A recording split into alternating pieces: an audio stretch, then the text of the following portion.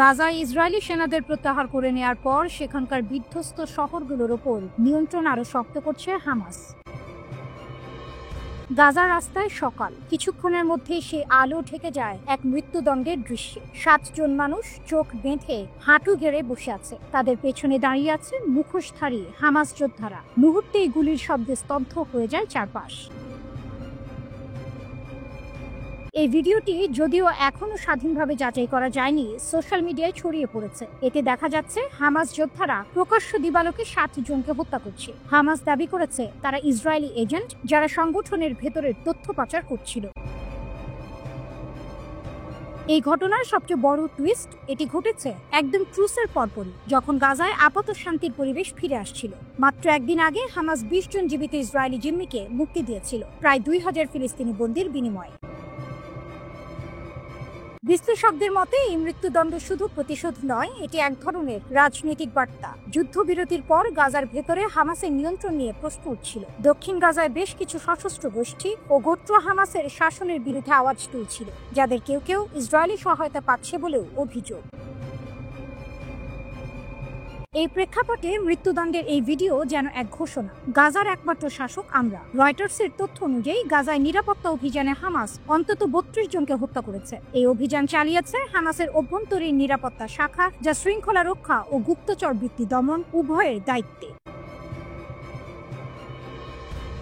এই শাখাই আল কাসম ব্রিগেডের গোয়েন্দা বাহিনী হিসেবে কাজ করে। গাজায় যে কেউ হামাসের বিরুদ্ধে কথা বলছে বা তাদের শাসন মানছে না, তাকে রাষ্ট্রবিরোধী হিসেবে চিহ্নিত করা হচ্ছে। হামাস দাবি করেছে 10 অক্টোবর তারা দরমুশ পরিবার এর কয়েকজন সদস্যকে হত্যা করেছে, কারণ তারা অতীতে সংগঠনের নির্দেশ অমান্য করেছিল।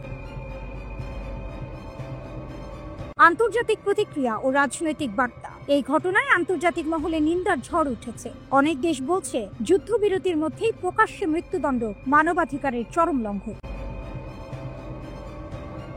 অন্যদিকে ইসরায়েল বলছে হামাস দ্বিচারী খেলা খেলছে। তারা একদিকে জিম্মি মুক্ত করছে আর অন্যদিকে গাজার ভেতরে ভয় দেখাচ্ছে। নেতানিয়াহুর সরকার রাফা ক্রসিং বন্ধ করে দিয়েছে এবং মানবিক সাহায্য কমিয়ে দিয়েছে। গাজা নগরী থেকে ইসরায়েলি সেনাদের প্রত্যাহার করে নেওয়ার পর গাজার উত্তরাঞ্চলে হামাস সরকারের কালো মুখোশধারী সশস্ত্র পুলিশ আবার রাস্তায় পাহারা দিতে শুরু করেছে। হামাসের একটি নিরাপত্তা ইউনিট গাজায় অন্যান্য সশস্ত্র গোষ্ঠী ও অপরাধী চক্রের বিরুদ্ধে অভিযান চালাচ্ছে, যাদের কেউ কেউ ইসরায়েলের সমর্থন পেয়েছে বলে হামাসের অভিযোগ।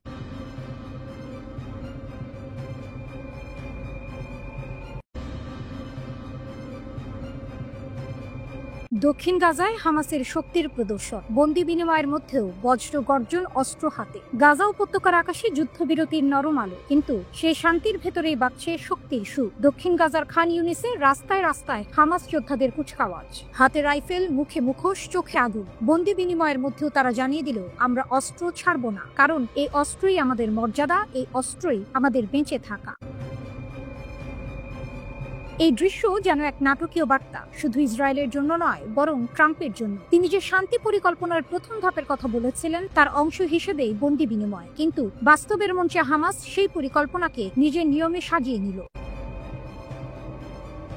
বন্দি বিনিময় অনুষ্ঠান শুরু হয়েছিল খান ইউনিসে, যেখানে সশস্ত্র হামাস যোদ্ধারা অবস্থান নিয়েছিল রাস্তায়। একদিকে লাল রঙের রেড ক্রসের যানবাহন, অন্যদিকে সবুজ পতাকায় মোড়ানো যোদ্ধাদের কুচকাওয়াজ, যেন শান্তি আর শক্তির এক অদ্ভুত সহাবস্থান।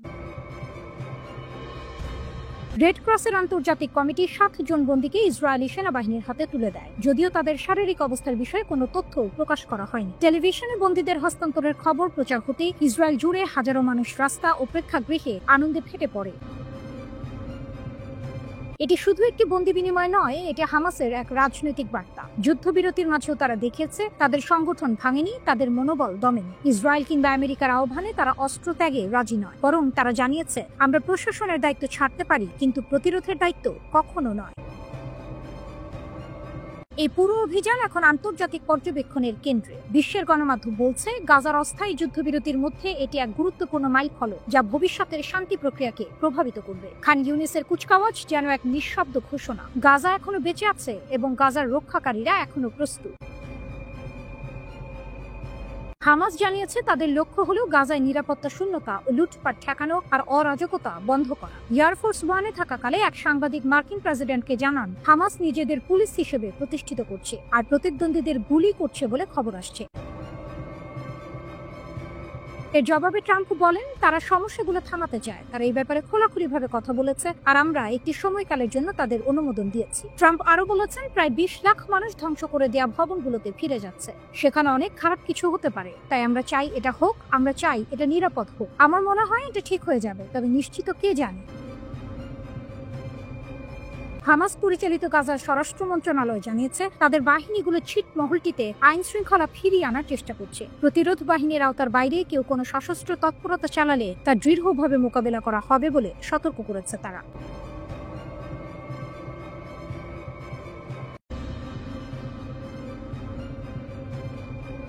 গাজার সাথে আরবদের বিশ্বাসঘাতকতা, গোপনে ইসরায়েলের সঙ্গে হাত মিলিয়েছে 6 আরব রাষ্ট্র। প্রকাশ্যে ইসরায়েলকে নিন্দা করলেও পর্দার আড়ালে আরব দেশগুলোর একটি দল নাকি ইসরায়েলের সঙ্গে কাজ করছে, এমনই বিস্ফোরক তথ্য প্রকাশ করেছে যুক্তরাষ্ট্র ভিত্তিক দ্য ওয়াশিংটন পোস্ট।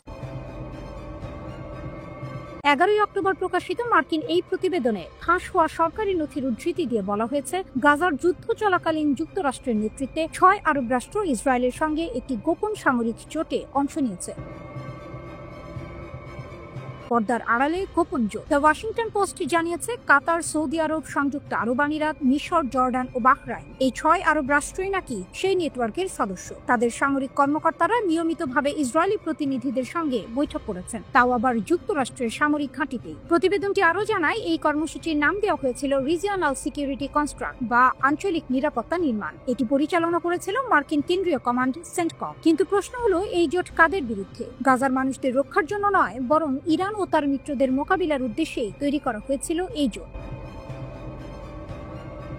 গোপন সামরিক প্রশিক্ষণ। ফাঁস হওয়া নথিতে দেখা গেছে 2022 সাল থেকেই মার্কিন ঘাঁটিতে ইসরায়েলি ও আরব কর্মকর্তাদের গোপন বৈঠক হচ্ছিল। সেখানে তাদের যৌথ বিমান প্রতিরক্ষা ব্যবস্থা, গোয়েন্দা তথ্য বিনিময় এবং টানেল যুদ্ধের মতো প্রশিক্ষণ কার্যক্রমে অংশ নিতে দেখা গেছে। এমনকি সৌদি ও কাতারের কর্মকর্তারাও নাকি ইরান সমর্থিত গোষ্ঠীগুলোর গতিবিধি নিয়ে ইসরায়েলকে গোয়েন্দা তথ্য সরবরাহ করেছেন। আরও চমকপ্রদ তথ্য, মার্কিন রেকর্ডে নিশ্চিত করা হয়েছে যে আরব ও ইসরায়েলি সেনাদের একসঙ্গে প্রশিক্ষণ দেওয়া হয়েছিল হামাসের টানেল যুদ্ধ কৌশল শনাক্ত করতে। প্রকাশ্যে বিরোধ, গোপনে সমর্থন। সবচেয়ে বড় টুইস্ট, এই সহযোগিতা চললেও ইসরায়েল 9 সেপ্টেম্বর কাতারের রাজধানী দোহায় হামাস নেতাদের লক্ষ্য করে বিমান হামলা চালায়। এরপর মার্কিন প্রশাসন ইসরায়েলি প্রধানমন্ত্রী বেনিয়ামিন নেতানিয়াহুকে বাধ্য করে কাতারের কাছে ক্ষমা চাইতে এবং ভবিষ্যতে এমন হামলা না করার প্রতিশ্রুতি দিতে। তবু সম্পর্ক ছিন্ন হয়নি, বরং ফাঁস হওয়া তথ্য বলছে 2024 সালের শুরুতেই কাতারের আল উদিদ বিমান ঘাঁটিতে অনুষ্ঠিত হয় আরও একটি গোপন বৈঠক, যেখানে উপস্থিত ছিলেন ইসরায়েলি প্রতিনিধিরা। তারা মার্কিন সামরিক চ্যানেলের মাধ্যমে প্রবেশ করেন যাতে প্রকাশ না পায় এই গোপন উপস্থিতি। ইরানকে কেন্দ্র করেই জোট। নথিতে আরো বলা হয়েছে এই আরব ইসরায়েলি জোটের মূল লক্ষ্য ছিল ইরান ও তার প্রভাবশালী মিত্রদের মোকাবিলা করা। গাজা নয়, বরং ইরানের বিরুদ্ধে শক্তি গঠনের দিকেই তাদের মনোযোগ ছিল। এমনকি এই জোট ইরান ও তার সহযোগী মিলিশিয়াদের অশুভ অক্ষ বা এক্সিস অফ ইভিল বলে অভিহিত করেছে। আরব বিশ্বের কিছু সেনা ঘাঁটিতে নাকি এক ভিন্ন সুর বাজছে ইসরায়েলের সঙ্গে গোপন সহযোগিতার। এই প্রকাশ মধ্যপ্রাচ্যের রাজনীতিতে নতুন ঝড় তুলেছে। এই প্রকাশ প্রশ্ন তুলছে, আরব ঐক্যের মুখোশের আড়ালে কি আসলেই লুকিয়ে আছে বিশ্বাসঘাতকতা?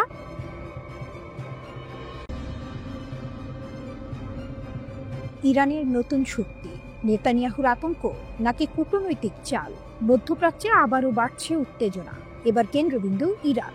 দেশটি নাকি এমন এক ক্ষেপণাস্ত্র তৈরি করেছে যা 11,000 কিলোমিটার দূর পর্যন্ত আঘাত হানতে পারে, অর্থাৎ যুক্তরাষ্ট্রের পূর্ব উপকূল পর্যন্ত পৌঁছাতে সক্ষম এই অস্ত্র। এমন দাবি ছড়িয়ে পড়তেই কেঁপে উঠেছে ইসরায়েল। প্রধানমন্ত্রী বেনিয়ামিন নেতানিয়াহু প্রকাশ্যে বলেছেন ইরান এখন আন্তঃমহাদেশীয় ব্যালিস্টিক মিসাইল ICBM তৈরিতে সফল, যা পরমাণু বোমা বহনে সক্ষম।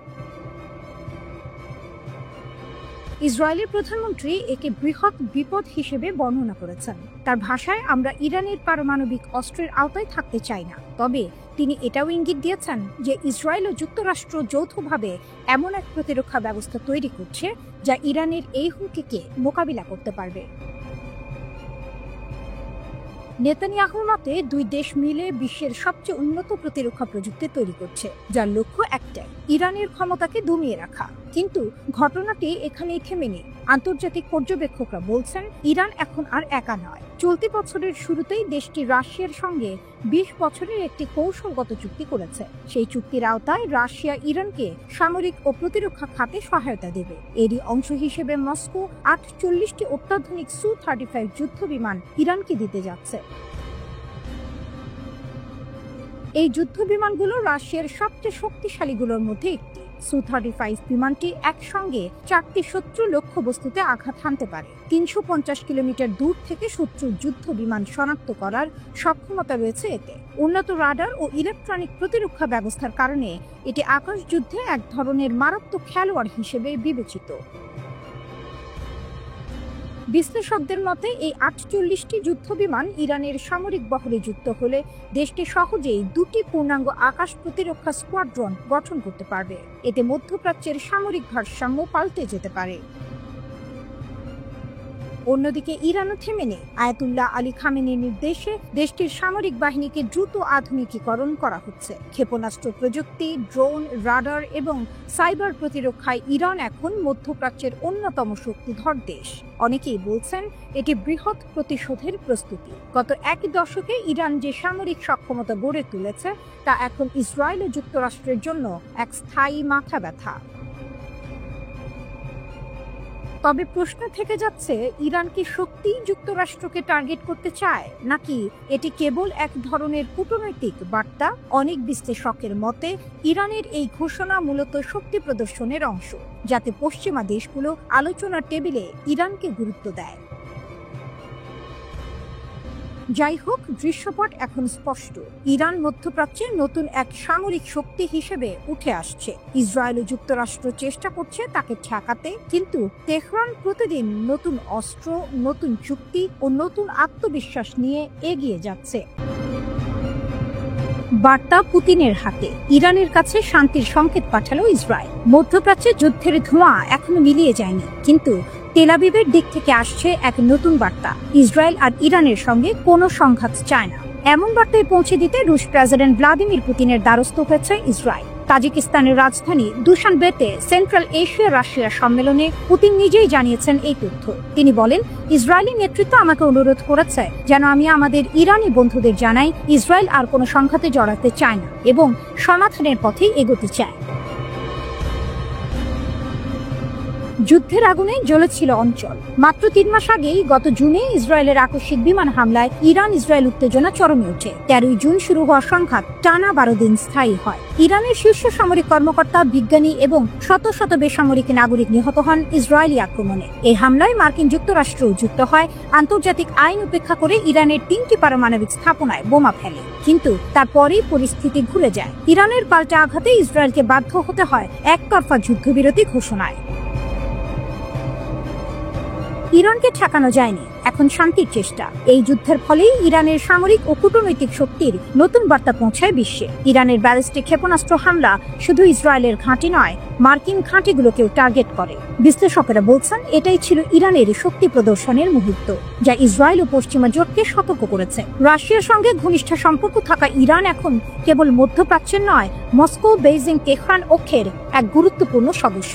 ফলে পুতিনের মাধ্যমে বার্তা পাঠানো ইসরায়েলের জন্য এক ধরনের কূটনৈতিক স্বীকারোক্তি বলেই দেখা হচ্ছে। একজন রুশ বিশ্লেষক বিবিসিকে বলেন, ইসরায়েল বুঝেছে ইরানের সঙ্গে সরাসরি সংঘাত মানে আঞ্চলিক আগুন জ্বালানো, তাই তারা এখন রাশিয়ার মাধ্যমে শান্তির পথ খুঁজছে।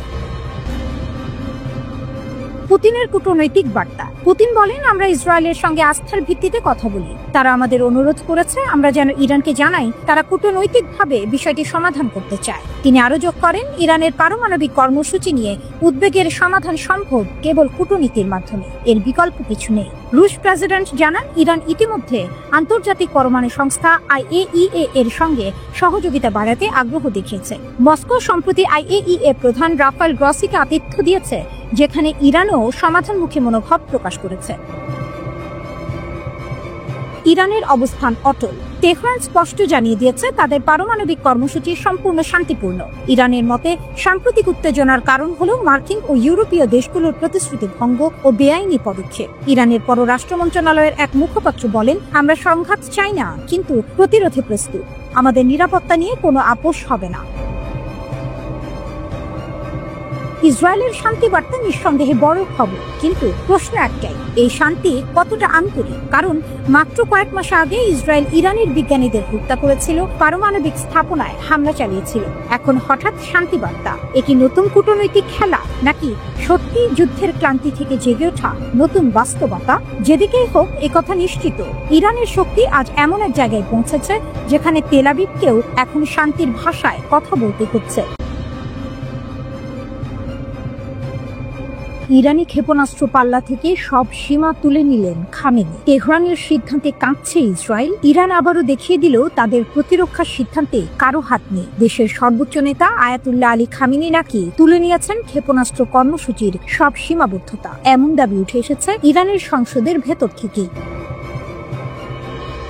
আন্তর্জাতিক সংবাদ মাধ্যম ইরান ইন্টারন্যাশনাল জানিয়েছে, ইরানের সংসদের জাতীয় নিরাপত্তা কমিটির সদস্য আহমেদ বকশায়েদ আরদেস্তানি স্থানীয় এক সংবাদ মাধ্যমে বলেছেন, ইরান তার ক্ষেপণাস্ত্র কর্মসূচি উন্নত করেছে এবং যতটা প্রয়োজন মনে করবে ততটাই উন্নত করবে। তার দাবি অনুযায়ী আগে খামেনি ক্ষেপণাস্ত্রের পাল্লা 2200 কিলোমিটার পর্যন্ত সীমিত রাখার নির্দেশ দিয়েছিলেন, কিন্তু এখন সেই সীমা তুলে নেওয়া হয়েছে। এর মানে ইরানের ক্ষেপণাস্ত্র এখন শুধু মধ্যপ্রাচ্য নয়, ইউরোপের দিকেও তা করে থাকতে পারে। আরদেস্তানির ভাষায়, তেহরান আর কোনো নির্দিষ্ট সীমা মানবে না, কারণ এটি আমাদের সামরিক শক্তির সবচেয়ে গুরুত্বপূর্ণ উপাদান। আমরা আমাদের নিরাপত্তা ও প্রতিরক্ষার স্বার্থ অনুযায়ী সিদ্ধান্ত নেব, অন্য কারো চাপে নয়। এই এক বাক্যেই যেন ইরানের বার্তা স্পষ্ট, তেহরান এখন নিজের পথে হাঁটছে, আর কেউ সেই পথ থামাতে পারবে না। তবে বিষয়টি এখনো আনুষ্ঠানিকভাবে নিশ্চিত করেনি তেহরান, কিন্তু রাজনৈতিক বিশ্লেষকরা বলছেন, যদি এই সিদ্ধান্ত সত্য হয় তবে এটি ইরানের প্রতিরক্ষা নীতিকে এক ঐতিহাসিক পরিবর্তনের সূচনা। কারণ গত জুনে ইরান ও ইসরায়েলের মধ্যে যে ভয়াবহ উত্তেজনা দেখা দিয়েছিল, সেই ঘটনার পর থেকেই তেহরান তার সামরিক অবস্থান আরও দৃঢ় করছে। ইরানের সেনাবাহিনী ইতিমধ্যেই ঘোষণা দিয়েছে তারা যে কোনো হুমকির জবাব দিতে প্রস্তুত। বিশ্লেষকরা মনে করছেন, খামেনির এই সিদ্ধান্ত শুধু প্রতিরক্ষা নয়, বরং এক ধরনের কূটনৈতিক বার্তাও বটে। এটি যেন আমেরিকা ও ইসরায়েলকে বলে দিচ্ছে, আমরা থামবো না, আমাদের আকাশের সীমা এখন পৃথিবীর গণ্ডিও ছুঁবে। এরই মধ্যে ইরানের পররাষ্ট্রমন্ত্রী আব্বাস আরাকচি অভিযোগ করেছেন, ইসরায়েল ওয়াশিংটনকে বিভ্রান্ত করতে ইরানের আন্তঃমহাদেশীয় ক্ষেপণাস্ত্র নিয়ে মিথ্যা প্রচার চালাচ্ছে। তিনি বলেন, তেহরানের লক্ষ্য প্রতিরক্ষা, আগ্রাসন নয়, কিন্তু কেউ যদি আমাদের সীমা অতিক্রম করে আমরা চুপ থাকবো না। এই অবস্থান ইরানের আত্মবিশ্বাসের প্রতীক হয়ে উঠেছে। যে দেশ একসময় আন্তর্জাতিক নিষেধাজ্ঞায় নিঃস্ব হয়ে পড়েছিল, সেই দেশ আজ নিজের প্রযুক্তি, নিজের বিজ্ঞান, নিজের মাটির শক্তিতে তৈরি করেছে হাজার কিলোমিটার দূরের শত্রু ধ্বংস করার ক্ষমতা। বিশ্লেষকদের মতে, এই সিদ্ধান্ত মধ্যপ্রাচ্যে নতুন করে শক্তির ভারসাম্য বদলে দিতে পারে। সৌদি আরব, ইসরায়েল ও যুক্তরাষ্ট্র যেখানে তেহরানের অগ্রগতি ঠেকাতে মরিয়া, সেখানে খামেনির এই পদক্ষেপ যেন বলছে, আমরা ভয় পাই না, আমরা প্রস্তুত। তেহরানের আকাশ এখন শুধু রক্ষা নয়, প্রতিরোধের প্রতীক। আর খামেনির এক সিদ্ধান্ত যেন নতুন করে লিখে দিল, ইরানের ক্ষেপণাস্ত্রের সীমা নেই, সীমা কেবল তাদের প্রতিজ্ঞায়।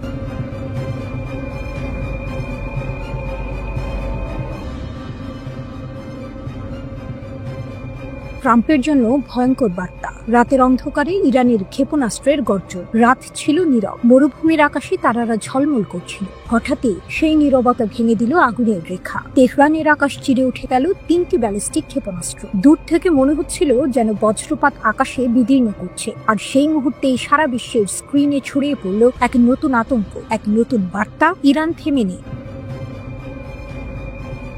এই উৎক্ষেপণ কোনো সাধারণ মহড়া নয়, বরং ছিল মার্কিন প্রেসিডেন্ট ডোনাল্ড ট্রাম্পকে উদ্দেশ্য করে ছুঁড়ে দেয়া এক সতর্কীকরণ। ইরান তার সবচেয়ে উন্নত কঠিন জ্বালানি চালিত সেকজিল ক্ষেপণাস্ত্র রাতের অন্ধকারে ছেড়ে প্রমাণ করল তারা এখনো দমে যায়নি। আতঙ্কের রাত, বিস্ময়ের ভোর। ইরানি মিডিয়া জানিয়েছে, সেমনান ঘাঁটি থেকে উৎক্ষেপণ করা হয়েছে এই ক্ষেপণাস্ত্র। 2500 কিলোমিটার পাল্লার সেকজিল সহজেই ইসরায়েল, উপসাগরীয় দেশগুলো, এমনকি দক্ষিণ ইউরোপ পর্যন্ত পৌঁছে যেতে পারে। সোশ্যাল মিডিয়ায় ছড়িয়ে পড়া ভিডিওতে দেখা যায়, ধোঁয়াহীন ঝড়ের গতিতে আকাশে ছুটে চলেছে রকেট, যেন আকাশ নিজেই কেঁপে উঠছে। এই দৃশ্য শুধু ইরানের শক্তির নয়, বরং প্রতিরোধের ঘোষণা। জুন মাসে 12 দিনের রক্তক্ষয়ী ইরান ইসরায়েল যুদ্ধ শেষ হয়েছিল ট্রাম্পের হস্তক্ষেপে। তখন মনে করা হয়েছিল ইরান হয়তো শান্ত হবে, কিন্তু এই রাতের আগুন বলে দিল, শান্তি নয়, প্রতিশোধের পথেই হাঁটছে তেহরান। ট্রাম্পের হুমকি বনাম ইরানের উত্তর। ট্রাম্প বারবার ইরানকে পারমাণবিক কর্মসূচি সীমিত করতে বলেছেন, কিন্তু ইরান সোজাসাপটা জানিয়ে দিয়েছে তাদের ভূখণ্ড রক্ষার জন্য তারা কারো অনুমতি নেবে না। মার্কিন যুক্তরাষ্ট্র এবং ইসরায়েল একসঙ্গে 3টি পারমাণবিক স্থাপনায় হামলা চালানোর পর থেকেই আলোচনার টেবিল অচল। এখন ইরান ক্ষেপণাস্ত্র উড়িয়ে যেন বলল, আলোচনার নয়, প্রতিরোধের সময় এসেছে। ইরানের পররাষ্ট্র মন্ত্রণালয়ের ভাষায়, আমরা বিদেশি আগ্রাসন প্রতিহত করব, নিজেদের কৌশলগত স্বাধীনতা রক্ষা করব। এই বক্তব্যের প্রতিধ্বনিত হল সেই ক্ষেপণাস্ত্রের গর্জন। স্ন্যাপব্যাকের ছায়া, তবুও দৃঢ় ইরান। জাতিসংঘ ইতিমধ্যে ইরানের উপর থেকে নিষেধাজ্ঞা প্রত্যাহারের প্রস্তাব নাকচ করেছে, আর মাত্র কয়েকদিনের মধ্যে 28 সেপ্টেম্বর আবার চালু হবে পুরনো সেই স্ন্যাপব্যাক নিষেধাজ্ঞা।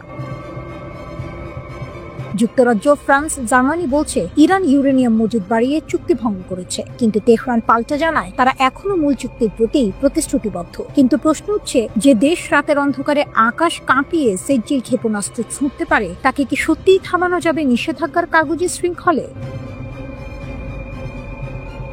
ইরান এই পরীক্ষার বিষয়ে মুখ খোলেনি, যেন অন্ধকারের ভেতর লুকিয়ে রেখেছে আসল কৌশল। কিন্তু বাস্তবে সেটি তাদের সবচেয়ে বড় বার্তা। নীরবতা মানে দুর্বলতা নয়, বরং সেটা এক অদৃশ্য হুঙ্কার। বিশ্ব আজ বুঝতে পারছে ইরান শুধু প্রতিরোধ করছে না, বরং যুদ্ধক্ষেত্রের নিয়ম নতুন করে লিখছে। ট্রাম্প যেখানে নিষেধাজ্ঞার শিকল পরাতে চাইছেন, তেহরান সেখানে আকাশে আগুন ছুঁড়ে দেখাচ্ছে তাদের থামানো সহজ নয়।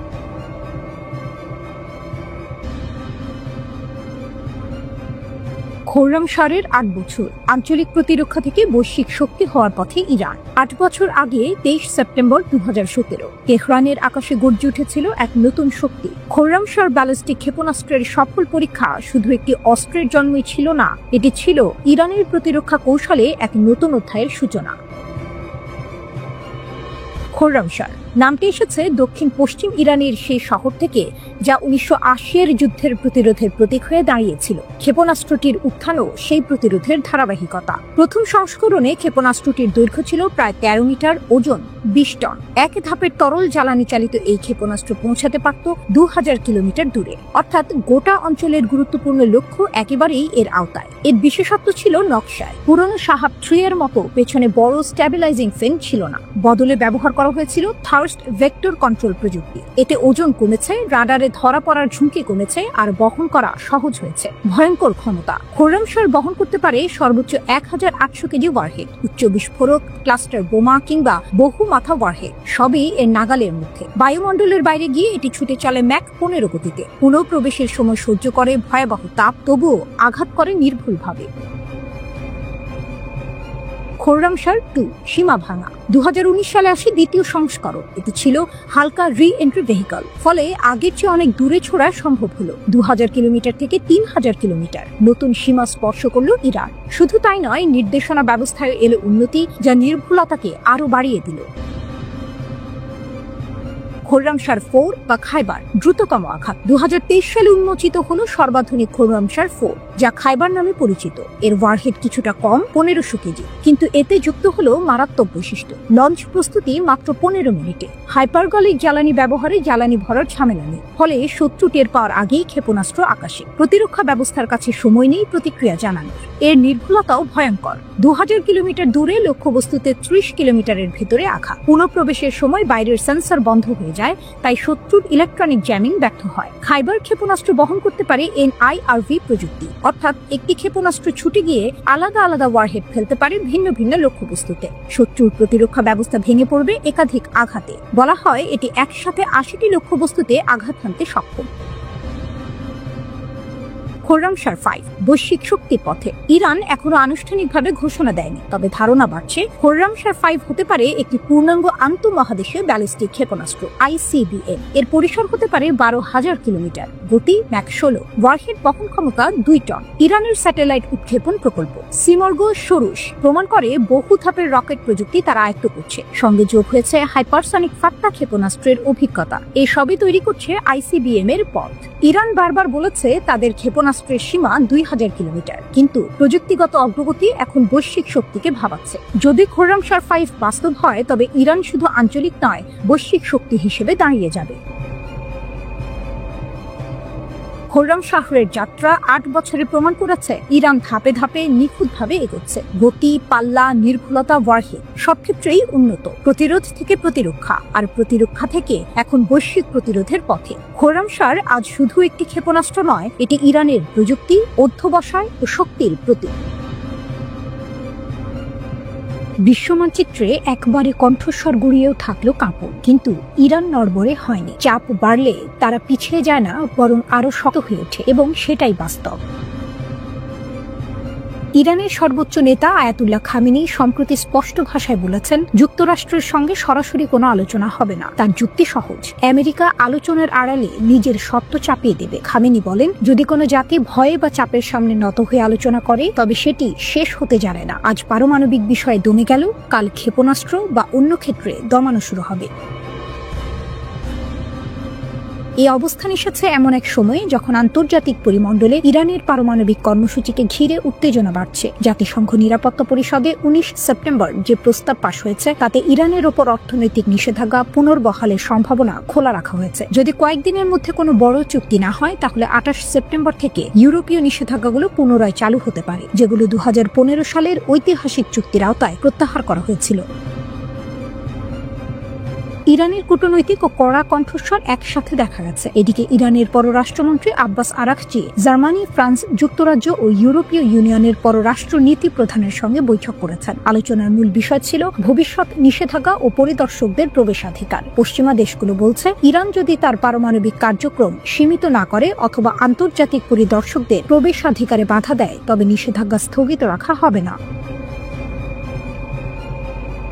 তথ্যগুলো যতই কড়া হোক না কেন, খামেনির বক্তব্যে স্পষ্ট আত্মবিশ্বাস আছে। তিনি বারবার জোর দিয়ে বলেছেন, ইরান কোনো একান্ত হুমকির সামনে নামে নত হবে না। তার ভাষায়, একবার দুর্বলতা দেখালে সেটা আর থামবে না, তাই শক্তভাবে দাঁড়াতে হবে। এই কটূক্তি কেবল কণ্ঠস্বর নয়, এটি নির্দেশ করে যে ইরান এখন কূটনীতি ও আত্মনির্ভরতা দুটোতেই জোর দিচ্ছে।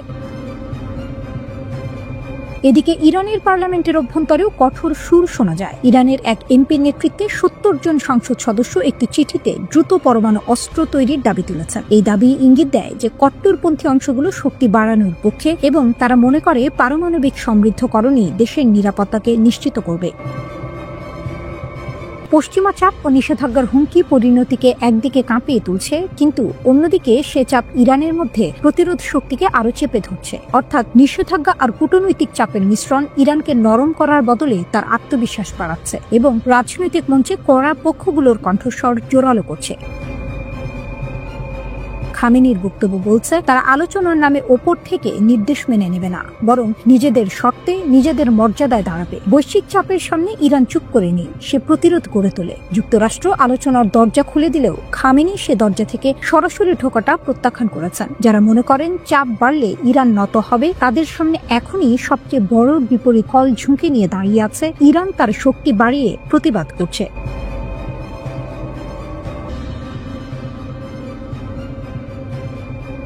আমেরিকাকে যুদ্ধের জন্য প্রস্তুত হচ্ছে, মার্কিন যুদ্ধ সচিব পিট হেগস্ট একটি জরুরি বৈঠকের নির্দেশ দিয়েছেন। শীর্ষ মার্কিন জেনারেল এবং অ্যাডমিরালদের আগামী সপ্তাহে একত্রিত হতে বলা হয়েছে। একটি অভূতপূর্ব পদক্ষেপ বিশ্বজুড়ে উদ্বেগের সৃষ্টি করেছে। রাশিয়া, ইউক্রেন, ইসরায়েল, হামাসের যুদ্ধ নয় যথেষ্ট। বিশ্ব প্রস্তুত আরও একটি যুদ্ধের জন্য। বিশ্ববাসী মার্কিন যুক্তরাষ্ট্রের বৃহৎ সামরিক পদক্ষেপের দিকে শ্বাসরুদ্ধকর দৃষ্টিতে তাকিয়ে আছে। এক অভূতপূর্ব পদক্ষেপে মার্কিন যুদ্ধ সচিব পিট হেগস্ট আগামী সপ্তাহে ভার্জিনিয়ার কোয়ান্টিকোতে অবস্থিত মেরিন কর্পস ঘাঁটিতে বিশ্বজুড়ে শত শত জেনারেল এবং অ্যাডমিরালদের একত্রিত হওয়ার নির্দেশ দিয়েছে। পেন্টাগন বৈঠকের বিষয়টি নিশ্চিত করেছে, কিন্তু বিস্তারিত কিছু জানায়নি, যার ফলে ব্যাপক জল্পনার ঢালি। বিশ্বব্যাপী আতঙ্কের মধ্যে ডোনাল্ড ট্রাম্প বলেছেন যে তিনি শান্তির রাষ্ট্রপতি, এবং বৈঠকের আসল উদ্দেশ্য প্রকাশ করেছেন। মঙ্গলবার কি সারা দেশের সামরিক নেতাদের আমন্ত্রণ জানানো সত্যিই তারাও সেখানে থাকবেন? ট্রাম্পকে জিজ্ঞাসা করা হয়েছিল। সারা দেশ থেকে কি জেনারেল এবং অ্যাডমিরালদের ভার্জিনিয়ায় একটি বড় বৈঠকের জন্য? আচ্ছা, আমি জানি, আমি এটা পছন্দ করি, মানে আমার মনে হয় এটা দারুণ। তাকে বন্ধুত্বপূর্ণ হতে দিন। সারা বিশ্বের জেনারেল এবং অ্যাডমিরালদের সাথে তাকে বন্ধুত্বপূর্ণ হতে দিন। কেন, এতে কি কিছু ভুল আছে? ট্রাম্প উত্তর দিলেন, সাক্ষাতের উদ্দেশ্য সম্পর্কে আরো জিজ্ঞাসা করা হলে ট্রাম্প বলেন, আচ্ছা, তারা যদি আমাকে চায় তবে আমি সেখানে থাকবো, কিন্তু এটা এত বড় ব্যাপার কেন? আমি বলতে চাইছি, আমরা সারা বিশ্বের জেনারেল এবং অ্যাডমিরালদের সাথে মিলেমিশে আছি। মনে রাখবেন, আমি শান্তির রাষ্ট্রপতি। মিলেমিশে থাকা ভালো। আপনি এমন আচরণ করেন যেন এটা খারাপ জিনিস। এটি কি ভালো নয় যে সারা বিশ্ব থেকে মানুষ আমাদের সাথে থাকতে আসছে? তিনি আরো বলেন, এটা বিশেষ অস্বাভাবিক কিছু নয় যে যুদ্ধ সচিবের কাছে রিপোর্ট করা জেনারেলরা এবং তারপর মার্কিন যুক্তরাষ্ট্রের রাষ্ট্রপতির কাছে রিপোর্ট করা যুদ্ধ সচিবের সাথে কথা বলতে আসছেন। এটা আসলে মোটেও অস্বাভাবিক নয় এবং আমার মনে হয় এটা অদ্ভুত যে আপনারা এত বড় গল্পে পরিণত হয়েছেন। এটা কি একটা বড় গল্প? মানে আমার মনে হয় না। আমি মনে করি এটি কি একটা ভালো গল্প নয়। সামরিক বাহিনী হিসেবে আমরা সারা বিশ্ব থেকে সম্মানিত। আমি আমার প্রথম মেয়াদে সামরিক বাহিনী পুনর্গঠন করেছি, যদিও আমরা এর একটি অংশ আফগানিস্তানকে দিয়েছিলাম, কিন্তু আমি সেনাবাহিনী পুনর্গঠন করেছি এবং আমরা খুব সম্মানিত। আমাদের বিশ্বের সবচেয়ে শক্তিশালী সামরিক বাহিনী আছে, প্রশ্ন ছাড়াই। আমাদের কাছে বিশ্বের সেরা সরঞ্জাম রয়েছে। আমরা অন্যান্য দেশের কাছে সরঞ্জাম বিক্রি করছি এবং অনেক জেনারেল এখানে থাকে এবং এটি দেখতে চান। তারা সরঞ্জাম সাইটগুলিও পরিদর্শন করবেন, নতুন অস্ত্র সম্পর্কে কথা বলবেন ইত্যাদি। আমার মনে হয় যখন জেনারেল এবং শীর্ষস্থানীয় ব্যক্তিরা আমাদের সাথে থাকার জন্য মার্কিন যুক্তরাষ্ট্রে আসতে চান, তখন এটি দুর্দান্ত। বর্তমানে যাকে যুদ্ধ সচিব বলা হয়, সবাইকে এই নামটি পছন্দ করে। আমি পছন্দ করি। পেন্টাগনের সাথে হেগস্টের বিরোধের কারণে এই বিশাল সমাবেশটি অনুষ্ঠিত হচ্ছে। দায়িত্ব গ্রহণের পর থেকে হেগস্ট পেন্টাগনের মূল নেতৃত্বকে অপসারণের জন্য একটি ব্যাপক সংস্কার অভিযান শুরু করেছে।